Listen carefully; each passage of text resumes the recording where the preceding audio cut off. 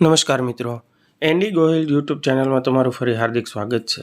તો મિત્રો, આ વિડીયોમાં આપણે ધોરણ 6 વિષય ગુજરાતીના પાઠ 13 પરોપકારી મનુષ્યોના સ્વાધ્યાયની સમજૂતી અને સોલ્યુશન મેળવીશું। તો મિત્રો, જો આ વિડીયો તમને ઉપયોગી લાગે અને ગમે તો વિડીયોને વધુમાં વધુ લાઇક કરો, શેર કરો, કોમેન્ટ કરો અને ચેનલને સબસ્ક્રાઈબ તો જરૂર કરશો।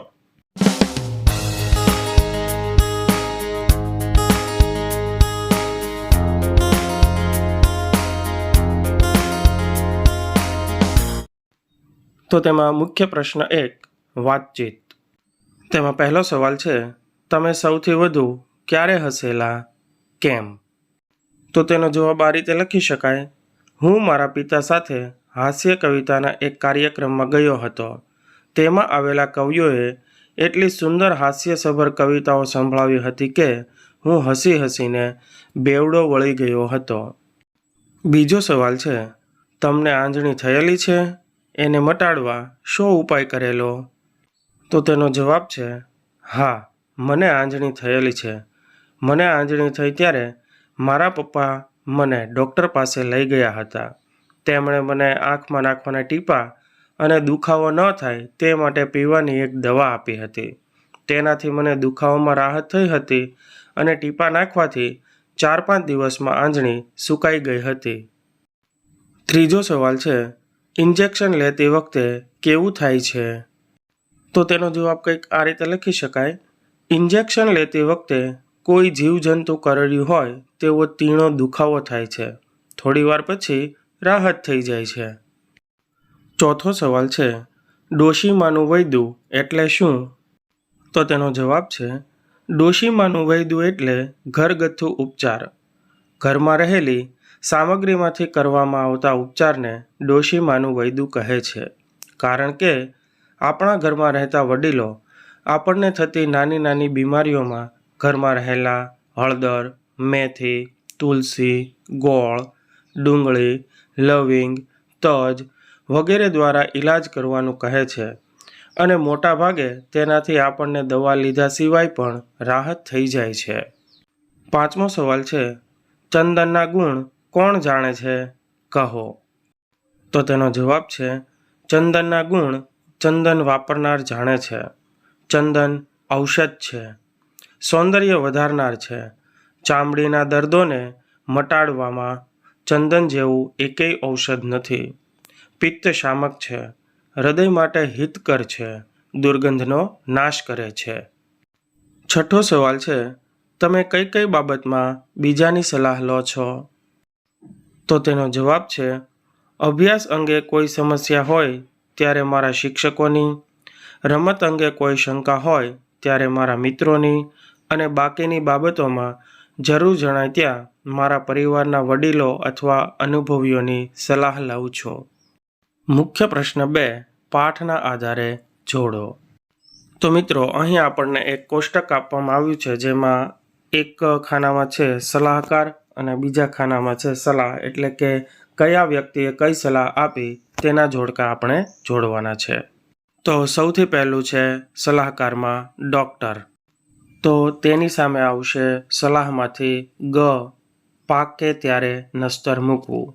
બીજું છે કુટુંબી મિત્ર, તો તેની સામે આવશે સલાહમાંથી છ, તુવેરની દાળ ઘસીને ચોપડવી।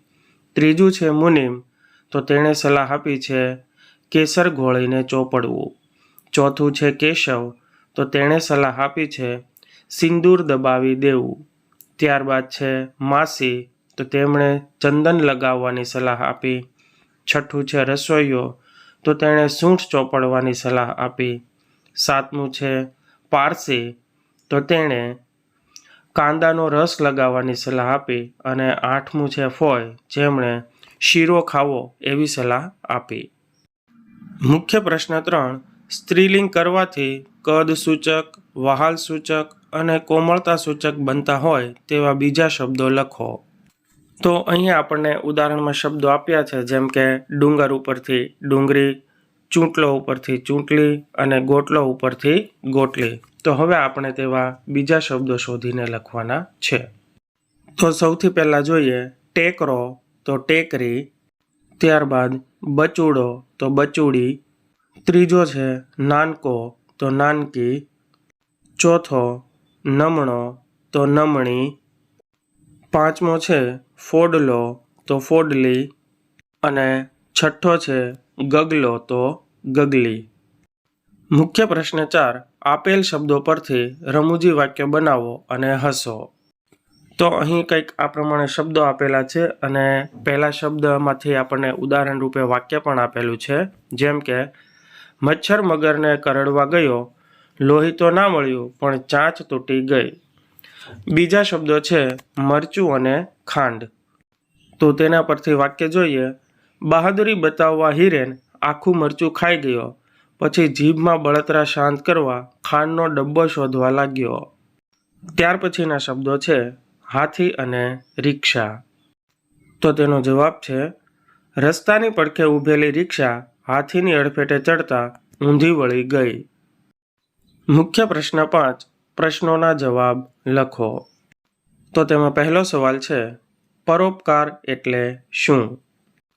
તો તેનો જવાબ છે પરોપકાર એટલે બદલામાં કશું મેળવવાની આશા વગર કરેલો ઉપકાર. પરોપકાર એ વર્તણૂકનો એક પ્રકાર છે. એ મુજબ વ્યક્તિ અન્યની સંભાળ અને સુખાકારીને લગતા કાર્યો કરે છે. બીજો સવાલ છે લેખકને આંજણી થતાં દાક્તરે શી સલાહ આપી હતી? તો તેનો જવાબ છે લેખકને આંજણી થતાં દાક્તરે તેમને સલાહ આપી કે એના ઉપર કાંઈ લગાડવાની જરૂર નથી. આંજણી પાકે એટલે મારી પાસે આવજો, હું તેને નસ્તરથી ફોડી નાખીશ. જો આંજણીને કારણે બહુ પીડા થાય તો શેક કરજો. ત્રીજો સવાલ છે પાઠમાં કોની સલાહ હસવા જેવી લાગી? તો તેનો જવાબ છે પાઠમાં લેખકના ઓળખાણવાળા એક શેઠની મિલના ભૈયાજીએ 8 દિવસ સુધી એક નાની વાટકી ભરીને ભાંગ પીવાની સલાહ આપેલી, એ મને સૌથી વધુ હસવા જેવી લાગી. ચોથો સવાલ છે એક પછી એક બધાની સલાહનો અમલ કર્યા બાદ આંજણીના શા હાલ થયા? તો તેનો જવાબ છે એક પછી એક બધાની સલાહનો અમલ કરવાને કારણે આંજણી પર દવાઓના પડ ઉપરા ઉપરી કરવાથી આંખની આજુબાજુ પર એક નાની ડુંગળી બની રહી હતી. પાંચમો સવાલ છે ઊંટ વૈદ શબ્દનો અર્થ જાણીને લખો. તો તેનો જવાબ છે ઊંટ વૈદ એટલે કે જે માણસની દવા કરવાને લાયક ન હોય એવો લેભાગુ વૈદ. આથી ઊંટ વૈદ એટલે પરિણામ શું આવશે તે વિચાર કર્યા વગર કરવામાં આવતો દર્દીનો ઉપચાર. છઠ્ઠો સવાલ છે આંજણી મટાડવા લેખકના પ્રયાસોની સફર વર્ણવો. તો તેનો જવાબ છે આંજણી થતાં લેખકે તે 2-4 દિવસમાં મટી જશે એમ માની કશો ઈલાજ ન કર્યો. દુખાવો વધારે થયો, ડાક્ટર પાસે ગયા. ડાક્ટરે એના પર કશું ન લગાડવા કહ્યું ને નસ્તરથી ફોડી નાખવા કહ્યું. બહુ પીડા થાય તો શેક કરવા કહ્યું. ઘેર આવી અન્યના સલાહ સૂચનો પ્રમાણે થોડા નુસ્ખા કર્યા. કુટુંબના મિત્રએ તુવેરની દાળ ઘસીને ચોપડવા કહ્યું. બજારમાં જતાં દુકાનદારે જવ ઘસીને ચોપડવાનું કહ્યું. ઘરના જૂના મુનિમે કેસર ઘોળી ચોપડવાની સલાહ આપી. હજામત કરવા આવનાર કેશવે આંજણી પર સિંદૂર દબાવવાનું કહ્યું. શેઠની મિલના ભૈયાજી તેમને 8 દિવસ સુધી નાની વાટકી ભાંગ પીવાનું કહે છે. લેખકના વૃદ્ધ માસી ચંદન લગાડવાનું કહે છે. રસોઈયો સૂંઠ ચોપડવાનું કહે છે. ધોબી લવિંગ ઘસીને ચોપડવાનું કહે છે. ગોળનો વેપારી ગોળને છરી ઉપર મૂકી ગરમ કરી લગાવવાનું કહે છે. તેમના ગોર ઘીમાં એલચી ઘસી ચોપડવાનું કહે છે. પારસી દોસ્તાર કાંદાનો રસ લગાડવાનું કહે છે. મુખ્ય પ્રશ્ન 6. દરેક વાક્યમાં 1 કે 2 શબ્દ ભૂલ ભરેલા છે તે શબ્દો શોધો અને તેના પર છેકો મારી યોગ્ય શબ્દ લખો. તો પેરેગ્રાફ કંઈક આ પ્રમાણે છે. રવિવારે સવારે સ્ટેશન પર ગયો ત્યારે ઠંડી હતી અને પરાણે વાંદરા ટોપી પહેરાવવામાં આવ્યો હતો. મને વાંદરા ટોપી નથી ગમતું, પણ એ પહેરવી પડશે એ શરતે જ મને સ્ટેશન જવાની રજા આપવામાં આવી હતી. તો અહીં વાક્ય મુજબ ભૂલ ભરેલા શબ્દો છે આવ્યો હતો, ગમતું અને આવું. હવે આ શબ્દોની જગ્યાએ આપણે સાચા શબ્દો મૂકી અને પેરેગ્રાફ ફરીથી લખીશું. તો તેનો જવાબ છે, રવિવારે સવારે સ્ટેશન પર ગયો ત્યારે ઠંડી હતી અને પરાણે વાંદરા ટોપી પહેરાવવામાં આવી હતી. મને વાંદરા ટોપી નથી ગમતી, પણ એ પહેરવી પડશે એ શરતે જ મને સ્ટેશન જવાની રજા આપવામાં આવી હતી. મુખ્ય પ્રશ્ન 7, ઉદાહરણ વાંચો અને તે મુજબ વાક્યો બનાવીને લખો. તો ઉદાહરણ છે, આંખો અને રડી 2 શબ્દો આપેલા છે અને તેની ઉપર વાક્ય બનાવેલું છે. જુઓ તો ખરા, રડી રડીને મારી આંખો ડુંગળી જેવી થઈ ગઈ છે. તો તેવા અન્ય શબ્દો પણ આપેલા છે, તો તેના ઉપરથી પણ આપણે વાક્ય બનાવવાનું છે. તો પહેલી જોડી છે ચોપડી અને વાંચી. તો તેના પરથી વાક્ય બનશે, જુઓ તો ખરા, વાંચી વાંચીને મારી ચોપડી ફાટી ગઈ. ત્યાર પછી બીજી જોડી છે નોટ અને લખી. તો તેના પરથી વાક્ય છે, જુઓ તો ખરા, લખી લખીને મારી નોટ ભરાઈ ગઈ. ત્યાર પછી ત્રીજી જોડ છે પગ અને ચાલી. તો તેના પરથી વાક્ય બનાવી શકાય, જુઓ તો ખરા, ચાલી ચાલીને મારા પગ દુખી ગયા. ચોથી જોડી છે કાન અને સાંભળી. તો તેના પરથી વાક્ય બનશે, જુઓ તો ખરા, સાંભળી સાંભળીને મારા કાન પાકી ગયા. પાંચમી જોડી છે ખુરશી અને બેસી. તો તેના પરથી વાક્ય બનાવી શકાય, જુઓ તો ખરા, બેસી બેસીને મારી ખુરશીના પાયા પહોળા થઈ ગયા. મુખ્ય પ્રશ્ન 8, કૌંસમાં આપેલ શબ્દને યોગ્ય સ્વરૂપ આપી ઉદાહરણ મુજબ ખાલી જગ્યા પૂરો. તો અહીં આપણને કેટલીક ખાલી જગ્યાઓ આપી છે અને પહેલી ખાલી જગ્યા છે તે ઉદાહરણની છે. જેમ કે પરેશ શાળામાં ખાલી જગ્યા કૌંસમાં આપેલો શબ્દ જવું કહી આવ્યો કે હું આજે આવવાનો નથી. તો જવું શબ્દ ઉપરથી જઈને શબ્દ મૂકી અને ખાલી જગ્યા બને છે, પરેશ શાળામાં જઈને કહી આવ્યો કે હું આજે આવવાનો નથી. બીજી ખાલી જગ્યા છે આદિત્યને કહ્યું હું ખાલી જગ્યા તરત જ મારું કામ કરી દઈશ. તો ખાલી જગ્યામાં શબ્દ આવશે આવીને. ત્રીજી ખાલી જગ્યા છે અજય ભજન ખાલી જગ્યા જ ઓફિસે જાય છે. તો ખાલી જગ્યામાં શબ્દ આવશે ગાયને. ચોથી ખાલી જગ્યા છે રોશન એના માતા પિતાનું નામ રોશન ખાલી જગ્યા રહેશે. તો ખાલી જગ્યામાં શબ્દ આવશે કરીને. પાંચમી છે સિદ્ધાર્થ ઘર ખાલી જગ્યા ચાલ્યો ગયો. તો ખાલી જગ્યામાં શબ્દ આવશે છોડીને. મુખ્ય પ્રશ્ન 9, નીચેના શબ્દમાંથી પ્રગટ થતો ભાવ દર્શાવતું વાક્ય તે શબ્દ વાપર્યા વગર બનાવો. તો અહીં ઉદાહરણ પ્રમાણે આપણને આપેલું છે આનંદ. તો તેના ઉપરથી એ શબ્દ વાપર્યા વગર વાક્ય બનાવીએ, આજે તો ઉત્તરાયણ, પતંગ ચગાવવાની મજા આવશે. બીજો શબ્દ છે દુઃખ. તો તેનું વાક્ય છે, રોહનને પરીક્ષામાં ધાર્યું પરિણામ ન મળવાથી તેના શોકનો પાર ન રહ્યો. ત્રીજો શબ્દ છે નવાઈ. તો વાક્ય છે, વર્ગમાં સૌથી નબળો ગણાતો વિદ્યાર્થી પરીક્ષામાં સારા ગુણ લાવ્યો, તેથી સૌને આશ્ચર્ય થયું. ચોથો શબ્દ છે ગુસ્સો. તો તેના પરથી વાક્ય છે, વર્ગમાં વિદ્યાર્થીઓનો ઘોંઘાટ સાંભળી શિક્ષક ક્રોધે ભરાયા. પાંચમો શબ્દ છે દયા. તો તેના પરથી વાક્ય બનશે, ભગવાન શંકર તો કરુણાના સાગર છે. મુખ્ય પ્રશ્ન 10, લીટી કરેલા શબ્દો આડા અવળા મુકાઈ ગયા છે, તેમને યોગ્ય વાક્યમાં ગોઠવો. તો તેમાં પહેલું વાક્ય છે ચંદુ ચરચરાટ હસે છે. તો તેમાં ચરચરાટ શબ્દ ખોટો છે, જ્યાં સુધારીને આપણે વાક્ય લખ્યું ચંદુ ખડખડાટ હસે છે.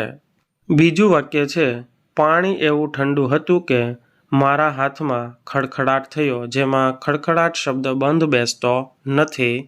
તો તેના પરથી આપણે સાચું વાક્ય બનાવશું, પાણી એવું ઠંડુ હતું કે મારા હાથમાં ચરચરાટ થયો. ત્રીજું વાક્ય છે શનિવારે સવારે પણ મનુ ધબધબાટ ઊંઘતો હતો. તો અહીં ધબધબાટ શબ્દ બંધ બેસતો નથી. વાક્ય સુધારીને લખશું, શનિવારે સવારે પણ મનુ ઘસઘસાટ ઊંઘતો હતો. ચોથું વાક્ય છે, માથામાં વેણી નાખેલી પુષ્પા વર્ગમાં પ્રવેશી અને ઘસઘસાટ થયો. તો સુધારેલું વાક્ય કંઈક આ પ્રમાણે થશે, માથામાં વેણી નાખેલી પુષ્પા વર્ગમાં પ્રવેશી અને મઘમઘાટ થયો. પાંચમું વાક્ય છે, હાથીભાઈ આવે એટલે મઘમઘાટ તો થાય જ. તો તેમાં સુધારેલું વાક્ય છે, હાથીભાઈ આવે એટલે ધબધબાટ તો થાય જ. મુખ્ય પ્રશ્ન 11, તો શું થાય? વિચારો, લખતા જાઓ અને હસતા જાઓ. તો તેમાં આપણને વિષય આપ્યો છે, માણસોને પૂંછડી ઉગે તો. તો તેનો જવાબ કંઈક આ રીતે લખી શકાય, તેનામાં તેના પૂર્વજો અર્થાત વાનરોના ગુણ આવી શકે, તે કૂદાકૂદ કરતો થઈ શકે. પૂંછડી ઉગવાથી તે આજે જે વસ્ત્રો પહેરી રહ્યો છે તેમાં તેને ફેરફાર કરી પૂંછડી માટે અલગથી વ્યવસ્થા કરવી પડે. માણસ વર્તમાનમાં જે પ્રમાણેની જીવનશૈલીથી ટેવાયેલો છે તેમાં તેના દરેક કાર્યમાં પૂંછડી અડચણરૂપ થાય, જેમ કે તે પીઠના સહારે ઊંધો સૂઈ ન શકે વગેરે. આમ પૂંછડી ઉગવાથી માણસ ફરીથી તેના પૂર્વજો જેવું જીવન જીવતો થઈ જાય. મુખ્ય પ્રશ્ન 12, વાંચો અને હસો. તો મિત્રો, અહીં આપણને કેટલીક હાસ્યાસ્પદ વાતો અથવા રમૂજી ટૂચકા આપેલા છે, તો તે જોઈએ અને હસીએ. તો તેમાં પહેલું છે, દીકરો પૂછે છે પપ્પાને, પપ્પા હું ટીવી જોઉં? તો કંજૂસ પપ્પા કહે, જો પણ ચાલુ ન કરતો. પિન્ટુ શાળામાં એક કાળો અને એક સફેદ બૂટ પહેરીને આવ્યો. શિક્ષક કહે, જા ઘરે જઈ બૂટ બદલી આવ. પિન્ટુ કહે, કોઈ ફાયદો નથી. શિક્ષક કહે, કેમ? પિન્ટુ કહે, ઘરે પણ એક કાળો અને એક સફેદ જ છે. ત્રીજું છે, શિક્ષક કહે, આજે આપણે ચંદ્ર વિશે વાત કરી, કાલે સૂર્ય પર જઈશું. અભલું કહે, સર મારી મમ્મીને સાથે લાવી શકું? અભલું કહે, એટલે દૂર એ મને જવા નહીં દે.